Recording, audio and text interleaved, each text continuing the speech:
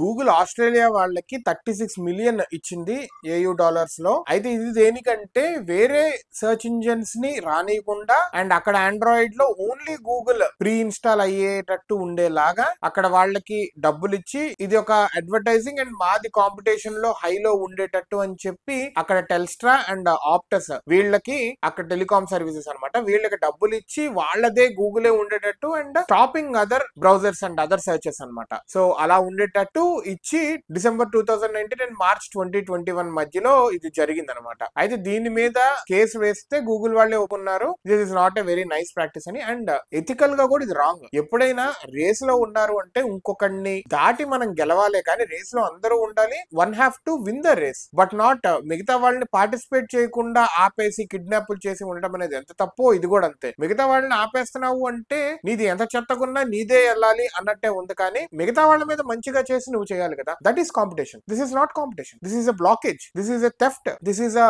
Dictatorship. This is illegal. Google ఇట్లాంటి practices చేస్తుందని నేను ఎప్పుడు అనుకోలేదు. బట్ నేను అవాకయ్యాను ఇలాంటి ప్రాక్టీసెస్ చూసి. ఎప్పుడైనా కానీ ఒక సస్టైనబుల్ రేస్ అండ్ ఒక ఎథికల్ రేస్ ఉండాలి అంటే కనుక there should be very good competition and healthy competition. This is not a healthy competition. Australia వాళ్ళకి ఒక రకంగా చెప్పాలంటే ఓన్లీ గూగుల్ ఉన్నప్పుడు మిగతా వాటికి ఉన్నప్పుడు కొంతమంది కొన్ని ఆపర్చునిటీస్ కూడా పోయి ఉంటాయి.